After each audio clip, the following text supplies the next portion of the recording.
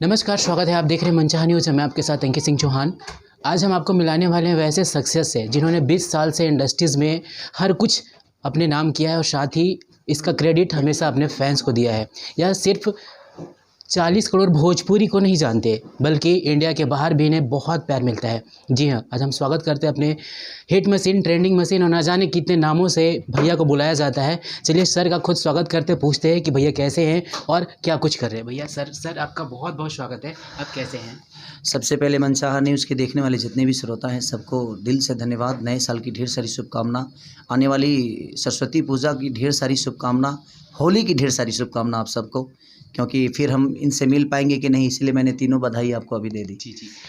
Sir मेरा सबसे पहला सवाल रहेगा आपसे कि अभी हाल ही में 18 जनवरी, जिसे कहें तो इतिहास में भी जो अंक है वो दर्जित हो गया, क्योंकि सर सबसे बड़ा जो हमला हुआ आपके ऊपर नेपाल में जाने के बाद, और लगातार मीडिया न जाने कितनी अफवाहें भी उड़ाई जा रही है। सर मैं आप ही से पूछना चाहूँगा सर कि आखिर उस दिन हुआ क्या था नेपाल जाने के बाद?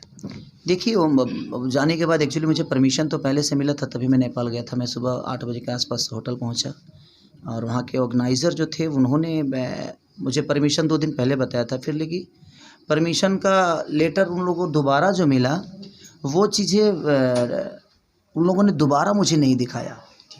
और मेरी बाकी की टीम तो चली गई स्टेज पे, मैं होटल पे था।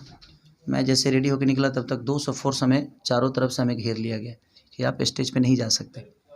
तो मैं तो मजबूर था, करूँ तो क्या करूँ। मैं बोला भाई मेरे बच्चे वहाँ पे हैं, दिक्कत में हैं। तो वहाँ के प्रशासन ने दिलासा मुझे दिलाया कि आपके बच्चों को कुछ नहीं होगा, लेकिन तब तक वहाँ बहुत सारी चीज़ें बिगड़ चुकी थी। मेरी 4 गाड़ियाँ जो बच्चों को लेकर जाती हैं, जी। वो फूँक दी गई थी। जो बजाने वाले लोग हैं उनके ऊपर भी हमला हुआ था। बैंजो, तबला, ढोलक सब कुछ टूट फूट के, सब लूट फूट के सब ख़त्म हो चुका था। तो दृश्य तो बहुत बुरा था भैया। मैंने सोच लीजिए कि मैं 4 दिन से खुद ही डिप्रेस में था कि नींद ही नहीं आ रही थी, घबराहट हो रही थी कि वो दृश्य देखने के बाद किसी को घबराहट होगी। और इंडिया से बाहर अपने देश में हम नहीं थे, अपने देश में होते तो शायद व्यवस्था हमें मिल जाती हर चीज़ की, बट हमें वहाँ।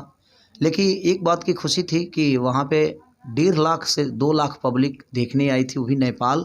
इंडिया से बाहर मुझे इतना प्यार मिलता है तो उसमें जनता का कोई दोष नहीं कि उन्होंने ठीक है तोड़-फाड़ किया। उनकी खुशी के लिए अगर आपने बुलाया और मन चाहा उनको मनोरंजन आप नहीं देंगे तो कोई भी दुनिया का आदमी भड़क सकता है। तो मन जब खुशी आपके घर में ही, अगर कोई खुशी से अगर कोई आता है और आप उसको वो खुशी नहीं देंगे तो उसको नाराज़गी तो होगी। तो उनका नाराज़गी जायज़ था, उसमें मैं पब्लिक का दोष नहीं बोलूँगा। वो समय था जो हो गया, लेकिन ठीक है, ये ईश्वर करे कि किसी कलाकार के साथ ये दोबारा हादसा ना हो, क्योंकि तकलीफ़ बहुत होती है। और हम इंडिया से बाहर जाके और अपने आप को प्रेजेंट कर रहे हैं और वहाँ पे लोग हमें इतना प्यार देते हैं, तो इस बात की खुशी भी है।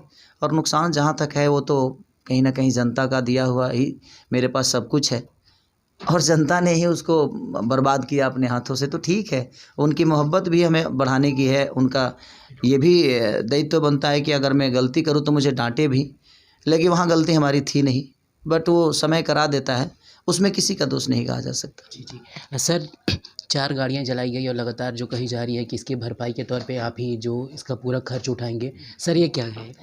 देखिए, तो हर आदमी का दायित्व बनता है, सब लोग कैपेबल नहीं है खेसारी की तरह। जी बिल्कुल। कि मेरी 10 गाड़ियाँ भी जल जाए तो मुझे कोई परवाह नहीं पड़ता है, लेकिन जो लोग मेरे साथ काम करते हैं, मेरे पे विश्वास है उनका, अगर मैं उनको गाड़ी नहीं दूँ या मैं उनको हेल्प ना करूँ तो फिर इंसानियत नाम की कोई मतलब ही नहीं बनती है। और मेरे लिए कोई बड़ी चीज़ नहीं है 4 गाड़ियाँ लोगों को देना, और मैं दे ही रहा हूँ। 10 से 15 दिन के अंदर सारे लोगों को गाड़ी मिल जाएगी हैंड टू हैंड।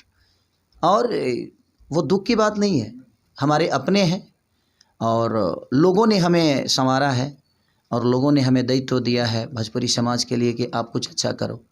तो इसमें अच्छा भी होता है, बुरा भी होता है, और बिल्कुल हमें देना ही है। और वो ना देने वाली कोई सवाल ही पैदा नहीं होती कि हम उनको ना दें, और देना है। 10 से 15 दिन में सारे लोगों को सबकी गाड़ियाँ, जो भी सामान उनका नुकसान हुआ है, चाहे वो करोड़ों का क्यों ना हो, वो सब कुछ मुझे भरपाई करना है अपने लोगों को, और वो मैं करूँगा। जी।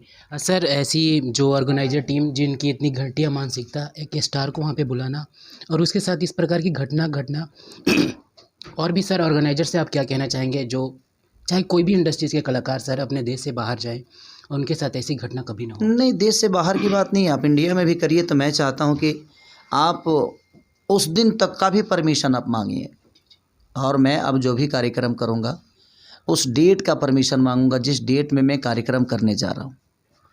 और जब तक डीएसपी, एसपी, कोई भी पदाधिकारी जो परमिशन देते हैं, तो जो भी पदाधिकारी हमारे होंगे जो परमिशन देंगे, उनके मौजूदगी में ही मैं अब कार्यक्रम करूंगा। अदरवाइज़ ऐसे में नहीं करूंगा, क्योंकि उसमें नुकसान सिर्फ खेसारी लाल यादव का ही नहीं, उसमें नुकसान हमारे जनता का भी होता है, उनके दिल को भी ठेस पहुंचता है। सिर्फ खेसारी का नुकसान नहीं है, वहाँ कहीं ना कहीं हमारी जनता भी हरास होती है, वो आती है और वो चीज़ें नहीं देखने को मिलता है तो उसको प्रॉब्लम होती है, उनका समय बर्बाद होता है, उनका ऊर्जा बर्बाद होता है, उनका विश्वास टूटता है।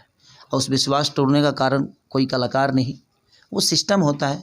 बट ठीक है, तो मैं खुद ही सबसे यही कहूँगा कि जो भी हमारे कलाकार बंधु कहीं भी जाए कार्यक्रम करें, तो एक बार परमिशन का, मेरे पास परमिशन होने के बावजूद भी ये सारी चीज़ें हुई, क्योंकि वो कोरोना काल का समय ऐसा चल रहा है कि भाई यहाँ पे तो आपको पॉसिबल है ही नहीं, और वहाँ पे ऑलरेडी उन लोगों को रोक लगी थी, फिर भी उन लोगों ने नहीं माना और हमें उन्होंने आगाज़ नहीं किया और हमें सूचना नहीं दी, और ये सारी चीज़ें हो गई। तो ठीक है, होता है। सर इंडस्ट्री सपोर्ट की बात आपने लाइव आकर करी थी, इसके बाद से निरहुआ जी ने भी एक मीडिया को साक्षात्कार दिया, उसमें कहा कि हमने 2 बजे के लगभग में खेसारी जी को कुशल क्षेम पूछा, कॉल किया। फिर सर और 2-3 बजे सुबह की बात है, जी, जी। रात में जी, जी। जब उनको पता चला, तो जब हम नेपाल से लौट रहे थे, जी, तो दिनेश भैया का कॉल मुझे आया था और पूछे कि बाबू तुम ठीक तो हो ना? जी, जी। तो हम कहा हाँ भैया मैं ठीक हूँ, लेकिन अंदर से बहुत डरा हुआ था मैं, क्योंकि डर तो लगता ही है ना, क्योंकि अपनों को आदमी टूटते हुए देखा है, अपनों को बर्बाद होते हुए देखा, अपने जनता को परेशान होते हुए देखा है, तो प्रॉब्लम होती है। तो भैया ने फ़ोन किया था मुझे, फिर सुबह में पहुंचा पटना, तो अमरपाली जी का भी कॉल आया था, इनके सक्षरा जी का कॉल आया था। तो है 1-2 लोग, 3 लोग कॉल किए थे, बाकी लोगों किसी का कॉल मुझे नहीं आया था। 1-2 प्रोड्यूसर डायरेक्टर हैं जो कंपनी मालिक हैं, उन लोगों में नहीं किया था मुझे। तो ठीक है, होता है। अगर इंडस्ट्री का सपोर्ट, देखिए एक बात बताएं आपसे, मुझे प्रोफेशनली तरीके से दुनिया दुश्मन नहीं मानती है, मुझे निजी ज़िंदगी में भी मुझे दुश्मन मानती है। ये लोग पता नहीं अब क्या है, बट मैं अपने जीवन में किसी को दुश्मन बनाता नहीं हूँ। सबके अपने जीने का तरीका है, उनको लगता है कि मैं अगर जब तक इस धरती पे रहूँगा उनका अस्तित्व नहीं बनेगा। तो ये मैं यही कहना चाहता हूँ सबसे कि मेरे से ज़्यादा मेहनत करोगे आप तो शायद आपका अस्तित्व बनेगा। और जीवन में कोई भी आदमी अगर मेहनत ज़्यादा करता है तो वो उसी हिसाब से कमाता है। अगर हम ज़्यादा दौड़ेंगे, ज़्यादा तेज़ दौड़ेंगे, ज़्यादा दौड़ेंगे तो हम शायद आधे घंटे में 5 किलोमीटर पहुँचेंगे। तो आप जब पैदल चल के सोच रहे हो कि आधे घंटे में 5 किलोमीटर पहुँच जाएँ, तो शायद संभव नहीं है। आपको तो दौड़ना पड़ेगा, और मैं दौड़ने वाला आदमी हूँ। अगर आपके अंदर वो क्षमता है तो मुझे दौड़ कर मुझे हराइए, वर्क करके हराइए।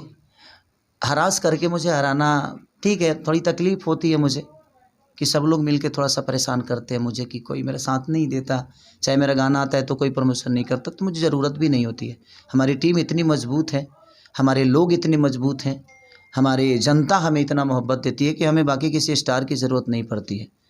तो अच्छी बात है, वो अगर मुझे सपोर्ट नहीं करते हैं तो मुझे उसे दुःख भी नहीं मानना चाहिए, क्योंकि जब आप बड़े होते हैं तो प्रॉब्लम आपको हर जगह से होती ही है, और बचा के खुद को ही चलना पड़ता है, क्योंकि दुनिया आपको नहीं बचाएगी। और जिनको पता है कि भाई जब तक खेसारी लाल यादव ऐसे ही दौड़ता रहा तो शायद हम रेस के घोड़ा नहीं बन पाएंगे।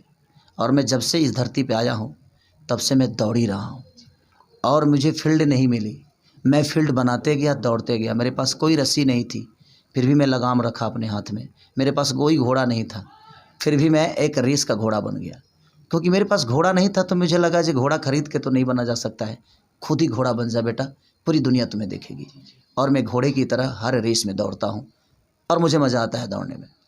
सही बात है सर कि खुद के मुकाम बनाते जाना और अपने लिए कुछ बड़ा करना और लाखों लोग का प्यार मिलना सर बड़ी चीज़ होती है, जिसका क्रेडिट सर आपको जाता है। सर इतनी बड़ी घटना होने के बाद भी लाखों करोड़ों फैंस लगातार आपको दुआएं देते रहे, प्यार देते रहे, उन फैन के लिए क्या कहना चाहेंगे सर? देखिए, जनता एक पत्थर को भी विश्वास में लेके भगवान बना लेती है। तो हमें उन मुर्दों से कोई सपोर्ट नहीं चाहिए जिनके पास आत्मा ही नहीं है। हमें तो ज़िंदा लोगों से सपोर्ट मिलता है जो मेरे लिए भगवान है। वो मेरे लिए पत्थर हैं लेकिन मेरे विश्वास हैं। वो मेरे पास नहीं है बट मेरी आत्मा में है। वो मेरे से दूर हैं, लेकिन मुझे लगता है कि मैं उनके बहुत करीब हूँ। वो कितना प्यार करते हैं। मैं खेलता हूँ तो उनकी गोद में खेलता हूँ, ये महसूस करता हूँ मैं।